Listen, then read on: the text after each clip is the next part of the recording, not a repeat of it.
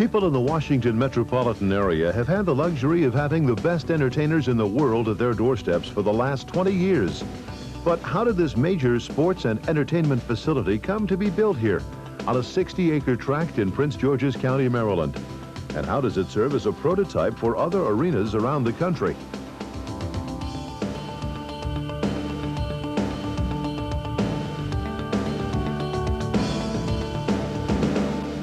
From the time he was a child, Abe Pollin had a dream. Always a sports nut, when his father moved the family here from Philadelphia, Abe followed the local teams religiously. It was here that his dream to own a professional sports team was formed. I guess when I realized that I played all kinds of sports, but I was never really good enough to be a professional athlete, or even close. So someday I said, well, I'd like to be involved in sports. And the idea of being an owner sort of came to my mind at that time. His father, Morris Pollin, operated a plumbing and heating contracting business in D.C.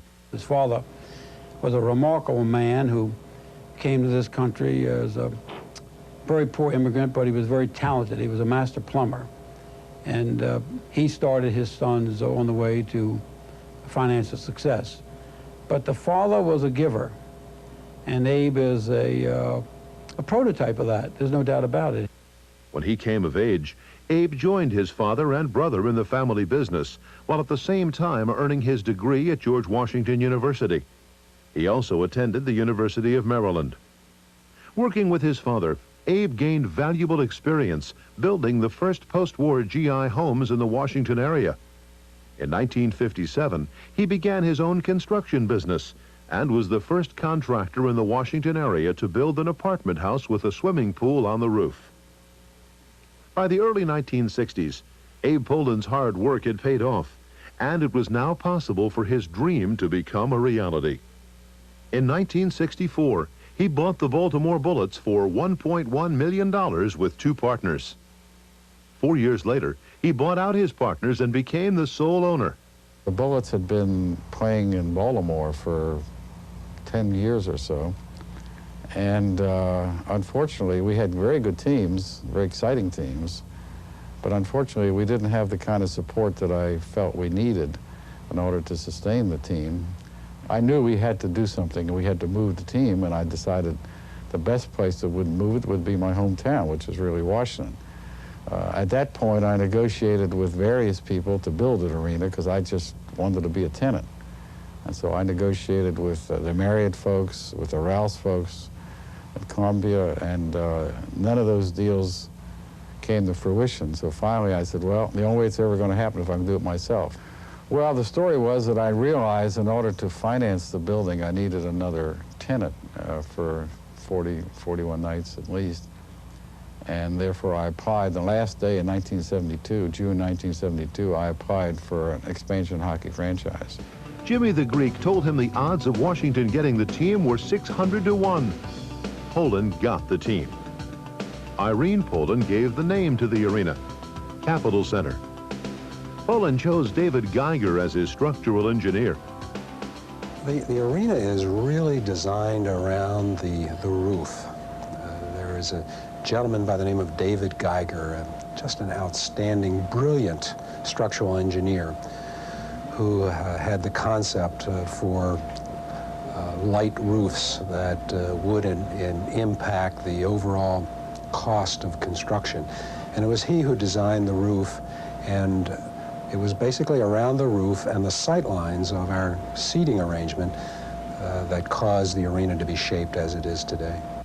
George Hyman Construction Company of Washington, D.C. would be the builder responsible for putting the whole thing together. Ground was broken just 30 minutes after securing a loan with Chase Manhattan Bank on August 24th, 1972.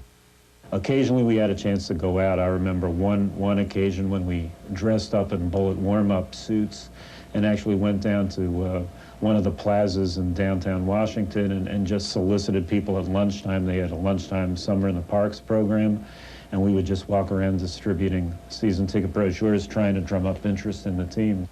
A contest was held for the fans to name the hockey team.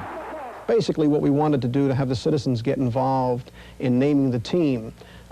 We must have had hundreds of names, from the Washington monuments to the Washington ice caps to the senators to the presidents, and it was finally decided the Washington Capitals. The rainiest fall in history and other impediments made it seem the building would never be finished. The last 2 or 3 months of construction, we worked around the clock, 24 hours a day, 3 shifts a day, and I was here most of the time. And even the men who were working here thought I was a nut. I'd walk around, and talk to them and say, we're going to make it. We're going to make the December 2nd date. We're going to make it. And I'd walk by and they'd say, that nut's crazy. He thinks we're going to open December 2nd. Well, as a matter of fact, most people didn't think we were going to make it. And the morning of December 2nd, it looked like we weren't still going to make it. No one thought it could be possibly completed in time, but Mr. Pollin has a strong will and determination unlike anyone else I've ever known, and we all trusted that somehow he would get it done.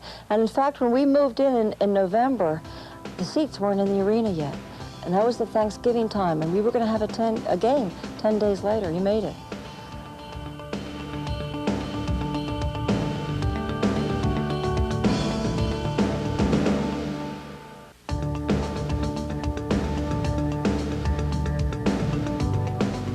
"15 months, 11 days, and $18 million after breaking ground, the building opened. I couldn't believe that we actually made the deadline. Ebullient is the only word I can use to describe it. He had been under such tremendous pressure, right down to the fact that we didn't have the occupancy permit by 3 o'clock, the day of the event. It was a wild scene here on opening night. Workmen were still working in the arena. The arena wasn't finished, actually, by opening night. There were many features that had yet to be completed, but enough was done so that we could accommodate 17,500 fans. Guests entering the Capitol Center that first time were amazed by the sheer volume of the arena. When the building was open, the Capitol Center, I think, was unique for 3 things. The telescreen was certainly primary. The fact that it had a completely computerized ticketing system where every seat in the arena was on a computerized ticketing system, and any fan purchasing a ticket at any outlet had the same opportunity to buy the best seat available. And the Sky Suites and loges and portal boxes, which were a unique concept at the time as well. My job was to throw the fake switch for telescreen. We had a big box with a lever on it, and I was to move the lever, and then telescreen was to explode above the heads of folks. And actually there was a momentary delay from the time that I pushed the lever and the picture appeared on telescreen, and I think all of us who were involved held our collective breaths at that moment in time, wondering whether this thing called telescreen was actually going to work. It did. The first ball was tossed up by then Governor Marvin Mandel. A sellout crowd watched as the Bullets beat the Seattle Supersonics 98-96. The next 3 events were concerts. Suddenly, people with sports backgrounds were booking concerts and family shows, such as Icecupades and Spirit of America. We learned by trial and error. We learned on the firing line. In 1976, Capitol Center hosted the ACC Basketball Championship. It was the first time in 20 years they moved from North Carolina. Other major events Pollin booked were the Ali versus Young Championship fight and Circus America, created by the Capitol Center's marketing department. It was the unique ability to perform a quick changeover of the floor and seats that made all of these varied events possible. Effort and teamwork are required throughout the night while the crew changes the floor from hockey to basketball or concert, horse show, wrestling, and more. I would say probably 175 to 200 times we actually do make a change. Occasionally, 2 events are held in one day, forcing what is normally an 8-hour changeover to be done in less than 4 hours. Most people don't realize that just below the NBA court is ice 1.5 inches thick, awaiting the next hockey game. Chief John Gentry was in charge of the changeover crew and operations backstage until his retirement in 1988.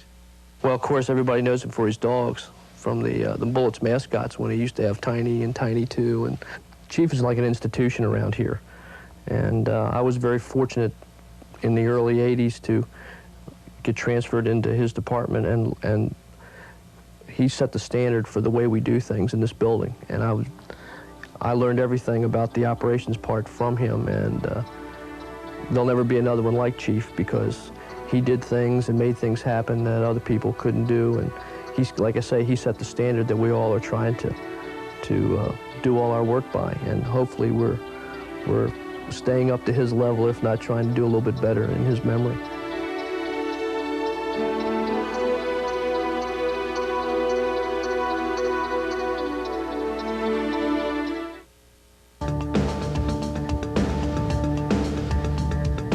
"1978 was the year the Fat Lady sang.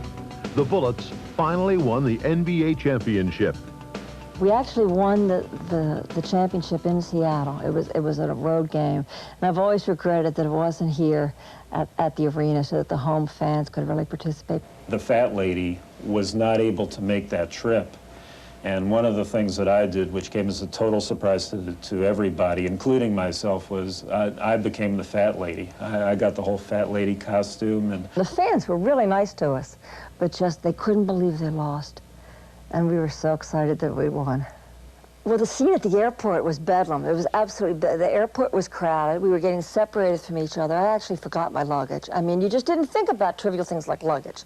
You were world champions, and we came back to the city, and they had a parade for us the next day, and easily 100,000, 200,000 people turned up in D.C.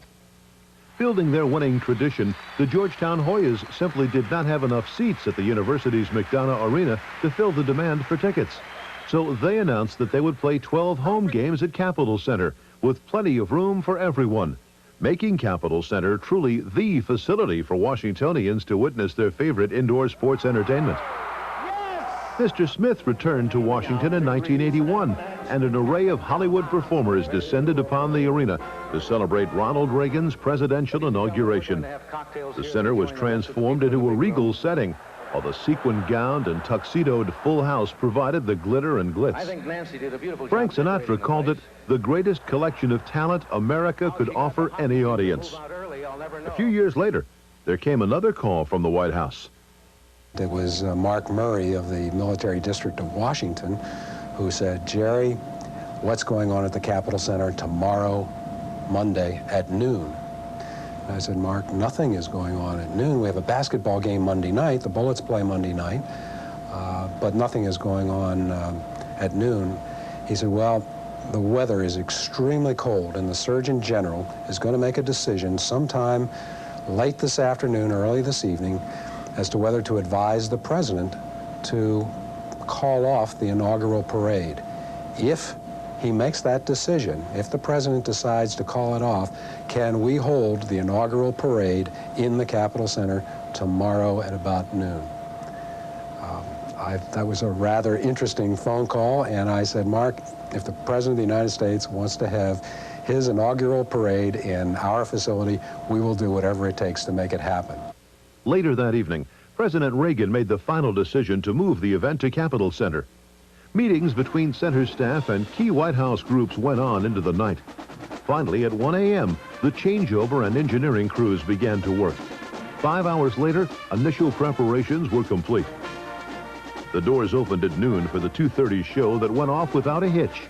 At 3:30, the changeover crew returned, and the floor was turned into a basketball court for the 7:30 Bullets game that occurred that night. More recently, Capitol Center was the site of Bill Clinton's 1993 presidential gala. Oh, the Clinton gala was spectacular. We had a gala for the Reagan first inauguration. The Clinton gala just this past January was spectacular.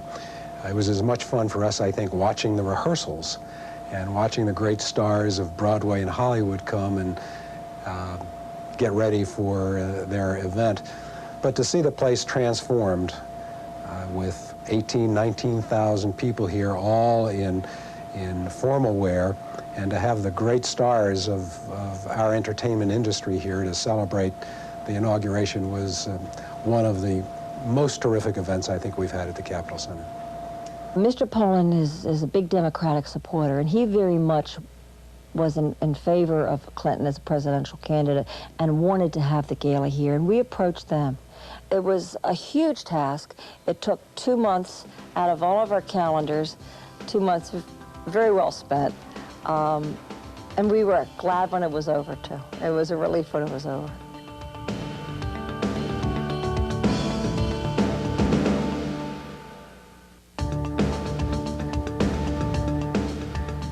It's been 20 years since Abe Pollin first opened the doors to his home, always striving to meet the challenge, accomplish the impossible, and be the first and the best.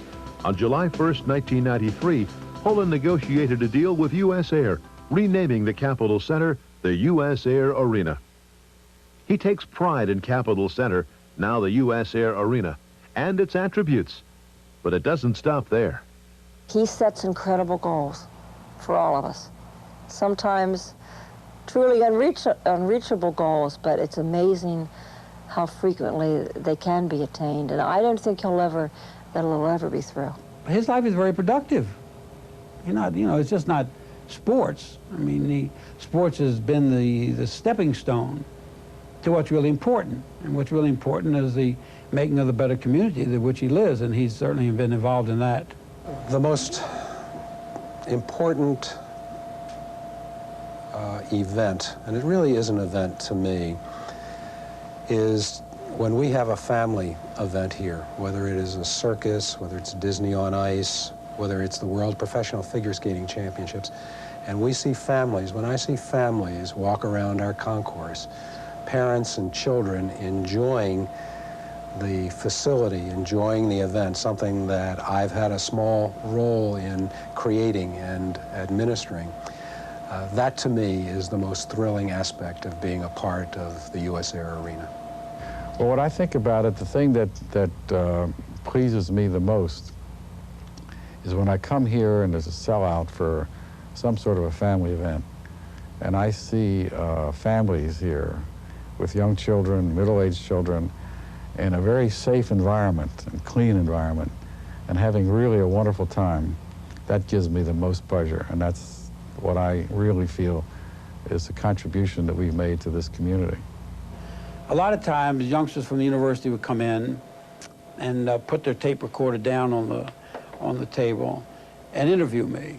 So Mr. Perlow said, "This is a very, very important job here, and you must have had some high qualifications." And I would always say, "Of course I did. Of course I did." And they said, "Well, will you tell us what they are?" I said, "Yes, I'll tell you. First of all, you have to be intelligent." And I am intelligent, there's no doubt about it. And the second qualification is that you must be a college man. I'm a college man, of course I am. And the third qualification, you must have command of the English language. Well, I'm no Winston Churchill, but I ain't no Dodo.